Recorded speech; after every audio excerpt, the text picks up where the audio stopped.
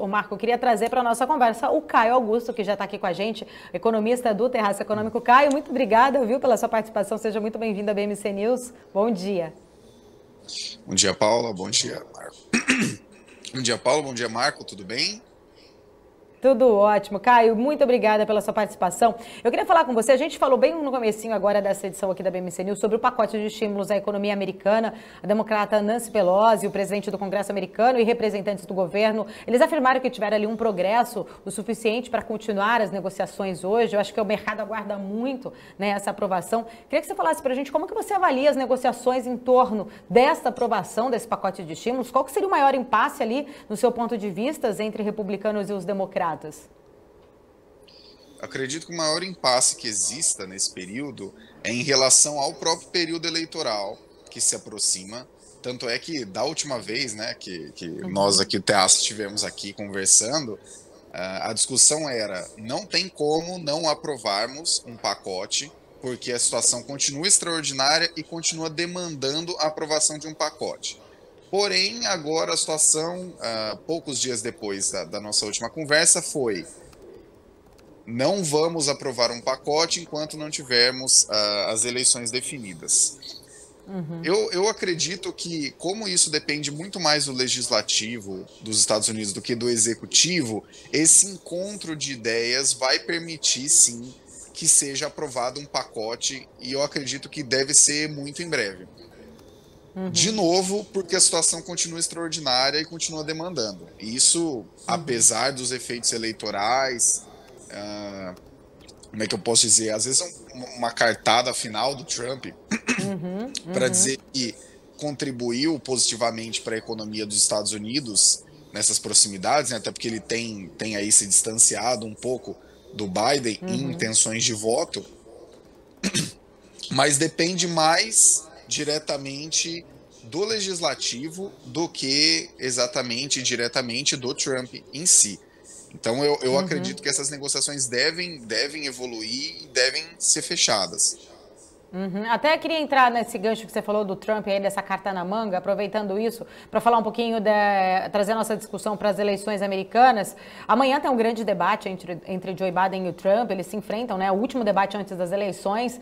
E pelas pesquisas, é isso que você acabou de falar, o Trump tem se distanciado, o Biden tá na frente, distanciando bastante ali do Trump, mas você acha que seria, que o Trump ainda tem ali nas mãos ali? O que você acha que ele poderia fazer ainda? Você acha que ele tem tempo ainda para tentar ganhar força agora nessa reta final aí para as urnas? Eu desconfio fortemente que o grande ponto dele a ser tocado é o fato de que a economia dos Estados Unidos realmente, de fato, ele pegou uma fase muito boa. Tem todo o efeito do Obama ter pego uma situação muito complicada no final ali, quando o Obama entrou em 2009 e fez algumas reformas, salvou instituições financeiras e tudo mais. E, vamos dizer assim, em termos de ciclos econômicos, o Trump pegou os Estados Unidos numa fase muito boa. Porém, a memória das pessoas para a economia costuma ser o período em que as pessoas viveram.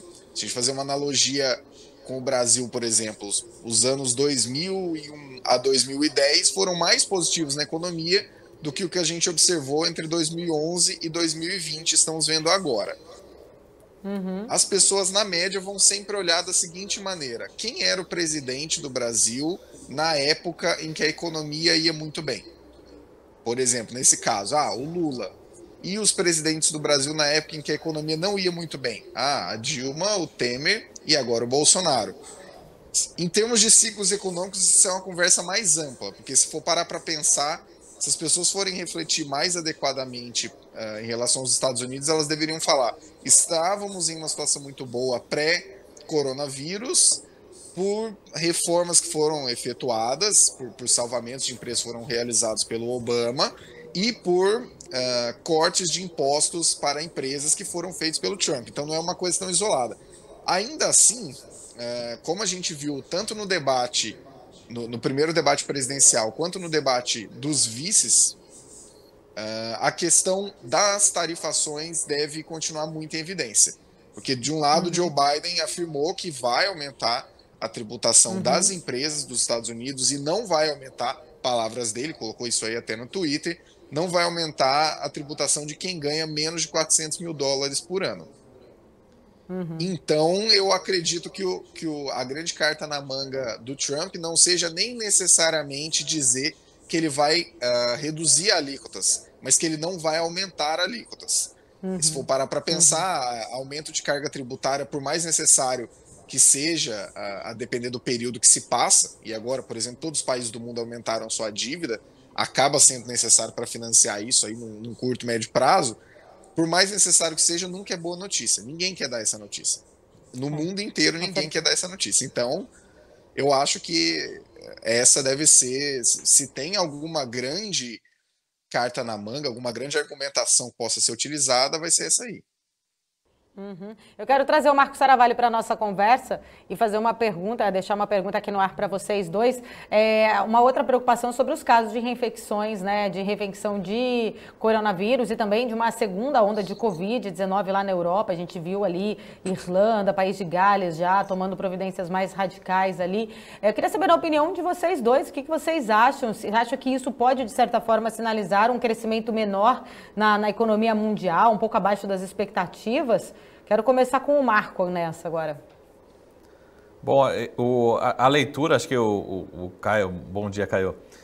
Acho que a leitura é em relação principalmente à possibilidade de fechamento, né, de lockdown, ou seja, impactar de um lado as empresas e, a princípio, pelo menos o índice, né, de mortalidade, ou seja, realmente vítimas que chegam à morte, parece ser menor, ou seja, a gente pode ter até um aumento de casos, mas não necessariamente de mortes, né? Então essa leitura, até teve alguns indicadores, pelo menos aqui no Brasil, né, de que, por exemplo, a confiança, né, do empresário, da indústria, de alguns setores, já se recuperou, ou seja, a gente está utilizando, a gente dificilmente deve ter novos fechamentos, siderúrgicas religando os fornos, né? Então, se você religar um forno, não dá para você fechar amanhã novamente. Então, a princípio, a gente pode ter um distanciamento, enfim, algum ponto de alguma cidade específica, mas dificilmente a gente vai trazer uma releitura, uma revisão das expectativas de crescimento europeu, americano e brasileiro, por conta desse segundo caso, dessa segunda onda, enfim, desse aumento aí dos casos pontualmente. Tá? Essa é a minha leitura, que eu queria saber também a opinião do Caio em relação se a gente precisa se preocupar, talvez com o Natal mais fraco, né, com o final de ano um pouco mais fraco. A gente sabe que o setor de varejo depende muito desses próximos 2 meses, enfim, se a gente precisa se preocupar com um possível novo fechamento, pelo menos que seja algumas cidades, poucas cidades, mas realmente são cidades importantes, principalmente para algumas regiões como a Europa, né? Olha, eu sinceramente visualizo que a preocupação é um pouco mais sutil, se é possível observar dessa maneira, do que o que a gente tinha entre março e maio, por exemplo. Por pelo menos 2 motivos. O primeiro motivo é que de lá para cá nós já passamos por uma certa adaptação. Então, até estive em São Paulo recentemente, as pessoas já estão um pouco mais habituadas a usar máscaras, já entendem de uma maneira um pouco mais profunda como é que elas podem se proteger do coronavírus. Não necessariamente estão fazendo isso, mas já tem uma consciência maior. E, em segundo lugar, os estímulos continuam, por enquanto. Então, unindo esse fato... E uma segunda coisa importante que eu gostaria que vocês parassem para pensar é a seguinte: em março, abril, quando a gente teve aqui, né, os primeiros casos e começou a se espalhar pelo Brasil, a gente pensava em utilizar como proxy, né, como uma aproximação da situação estar boa ou ruim, o aumento do número de casos. Porém, dado que hoje nós temos um conhecimento mais apurado de que essa doença, em relação a outras doenças, ela proporcionalmente mata menos pessoas, na prática, o que a gente tem que observar para verificar se haverá um aumento de possibilidade de fechamento da economia novamente é o avanço nas internações. Porque as internações têm uma ligação um pouco mais direta com a letalidade do que necessariamente o número de casos. Tanto é que tem, nos Estados Unidos agora, tem alguns estados que têm aumentado consideravelmente o número de casos, porém, é mais entre a população jovem, entre adolescentes e tudo mais, e não necessariamente as internações têm acompanhado. Porém, é isso que a gente tem que ficar de olho. Um sinal de que as coisas não estão indo bem é o aumento de internações. Se isso tornar a acontecer, e é isso que eu peço que vocês sempre fiquem de olho, se isso tornar a acontecer, as chances de que a economia passe por um novo fechamento são consideráveis. No caso, é isso que está acontecendo agora na França, é isso que está acontecendo agora na Espanha. E é por isso que esses países estão passando por essas medidas. Mas aqui no Brasil, por incrível que pareça, é até complicado falar isso, mas eu acredito que, pelo modo que a gente tratou a questão aqui, das duas, um ponto é que uma parte razoável da população já se contaminou e pelo menos já está tomando um pouco mais de cuidado. Em segundo lugar, no mundo discute-se, estamos na primeira onda, estamos na segunda onda, e aqui no Brasil parece que a gente está na primeira, mas em uma redução. A gente pegou uma onda alta, vamos dizer assim, de casos, né, levando em conta casos, mas que ela está começando a se reduzir, né? O Brasil chegou a ter mais de 60 mil casos por dia, hoje está na faixa de 20, 25 mil casos por dia. Ainda é bastante, mas nós somos um país continental de 211 milhões de pessoas. Então, isso deve ser levado em conta. Sempre pensem, sempre que vocês forem analisar esses dados, procurem saber a proporção de internações que esses novos casos estão gerando. Porque, pelo que a gente pôde observar, por mais que seja um problema mais ligado à saúde do que à economia, né? Então nós, economistas, estamos apenas dando alguns pitacos, observando os dados. O que a gente pode observar, não digo concluir, mas o que a gente pode observar até agora é que o aumento nas internações geralmente está ligado a um aumento maior na letalidade, e não necessariamente só um aumento de casos. Por isso que eu acredito que aqui no Brasil, como as internações estão caindo, nós temos um risco menor. Mas continuem se cuidando, importantíssimo. Ô Caio, segura ali só um minutinho que eu quero trazer a Débora agora para a nossa conversa, porque são 10 horas e 12 minutos, o mercado abriu há pouco aqui, vamos dar uma olhada e dar um giro para saber como que está o mercado nesse momento. Fala, Débora. Vamos lá, Paula, sua boa notícia é que está mantendo pelo menos os 100 mil pontos agora, está partindo aí para próximo dos 101 mil pontos, sobe agora o Ibovespa 0,34%, lá fora continua o mesmo movimento, a Europa está caindo bastante, o dólar também continua numa leve queda aqui de 0,09%. E aí eu quero deixar já uma pergunta aqui para o Caio, na verdade, trazendo agora um pouquinho para esse projeto aí do Banco Central, da autonomia do Banco Central, né, que o líder do Senado está articulando na casa para poder ver se coloca em votação esse projeto e outras prioridades também. Mas o que seria, Caio, exatamente essa autonomia do Banco Central? Vamos explicar para quem está assistindo agora o que exatamente isso representa e o que você acha aí dessa autonomia do Banco Central?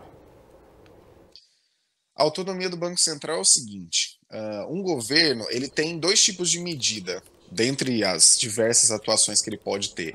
A primeira é pelo meio do orçamento dele, por meio dos gastos. Isso é definido pelo governo, pelo Poder Executivo e pelo Poder Legislativo. Mas pelo governo, porque o nosso orçamento é bastante engessado hoje. E o segundo conjunto de políticas são as políticas chamadas políticas monetárias, que tem a ver com a inflação, tem a ver com os juros, tem a ver com a oferta de moeda na economia. E essas políticas são tocadas pelo Banco Central. O que acontece no Brasil é que a gente tem um acordo tácito entre governo e Banco Central, se eu não estou enganado, há mais ou menos 20 anos, de que um não irá interferir no outro. Na prática, em alguns momentos, não é o que a gente observa. Se a gente for olhar entre 2011 e 2013, por exemplo, nós tivemos... talvez seja muito forte dizer isso, mas nós tivemos uma influência muito grande, não vou dizer direcionamento, mas uma influência muito grande do governo Dilma I em relação ao Banco Central. E aí tivemos um movimento forçado de queda de juros, mesmo com a inflação não permitindo que essa queda de juros acontecesse. Porque, entre outras coisas, só um pequeno parênteses para vocês entenderem essa relação entre juros e inflação.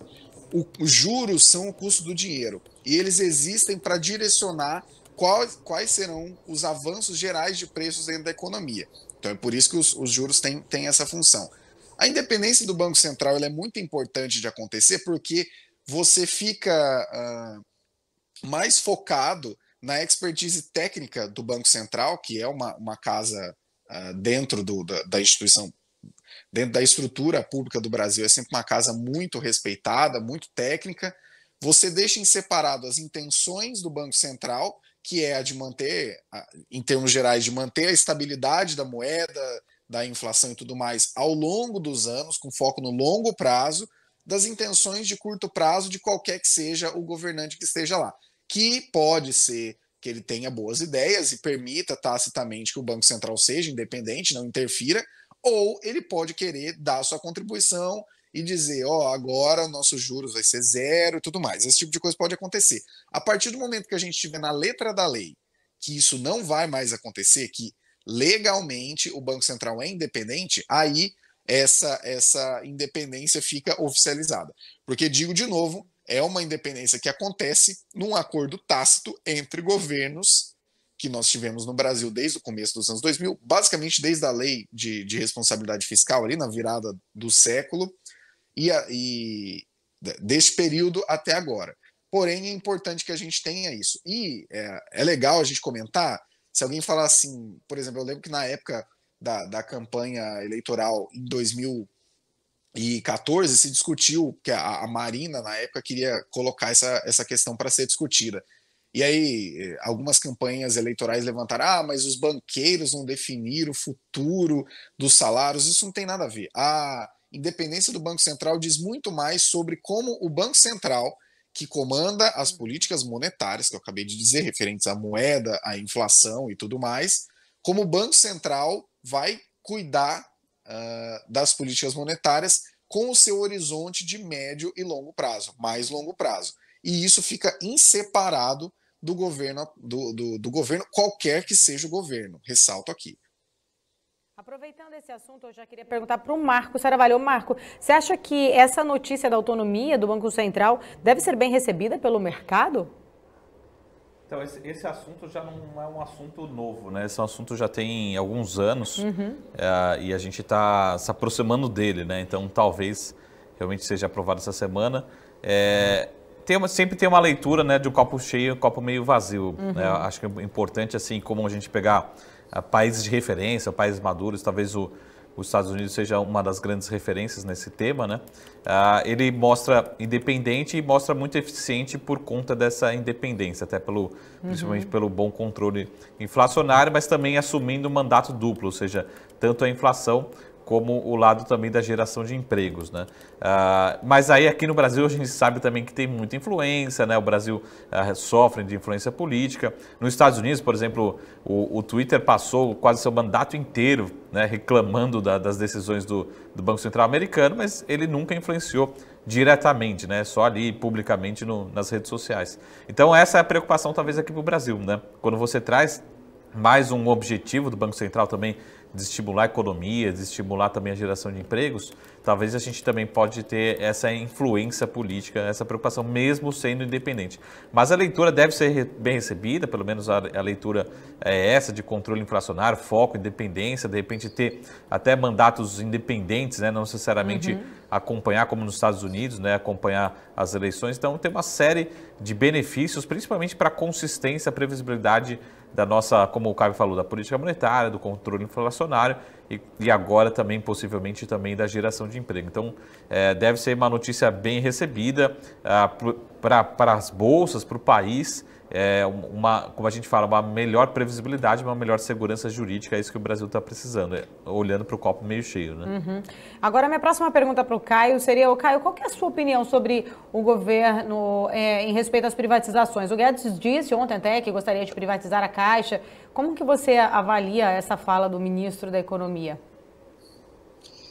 Eu avalio da seguinte maneira: o governo precisa, de uma vez por todas, começar a colocar os planos na mesa, porque nós estamos agora, dia 21 de outubro de 2020, ainda em 2018, né, as eleições foram vencidas dia 28 de outubro de 2018. Então, tem basicamente 2 anos que a gente está ouvindo que entraria-se no governo e aí a gente ia limar aí, né, as empresas estatais, a gente ia fazer uma grande venda, o que particularmente eu acho uma boa ideia. Não todas, mas tem uma grande parte ali que poderia já estar em contato com o mercado diretamente.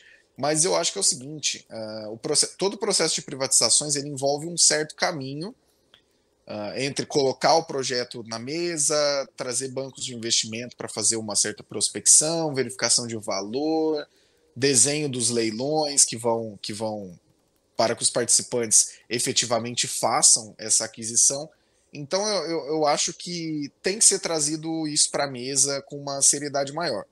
Porque se a gente for observar, uns 110 dias mais ou menos atrás, foi colocado, em 90 dias nós vamos fazer 4 grandes privatizações. Então, assim, esse processo que leva, assim, em conta o Congresso, leva, assim, em conta uma análise do STF. Aliás, até uma pequena correção. Por se tratar de uma subsidiária e não da Caixa diretamente, segundo o que o STF chancelou novamente, acho que tem um mês isso, não tem um mês, não precisaria passar pelo Congresso. Porém, continua tendo um processo, não é, vamos colocar essa empresa à venda e no outro dia ela aparece na Amazon. Não é assim que funciona. Então, tem um processo, esse processo precisa ser colocado mais às claras para que atraia mais interesse.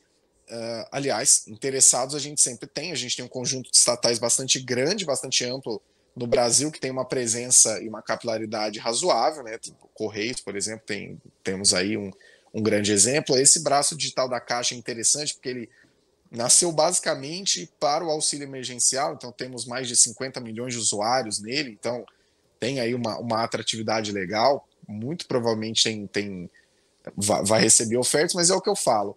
Para além de simplesmente falar que vai ser privatizado, dizer que nós vamos pensar e tudo mais, começa a colocar esses planos na mesa. Interesse não vai faltar, necessidade de angariar a Caixa para a situação fiscal calamitosa que a gente se encontra, e já se encontrava antes mesmo do coronavírus, não vai faltar.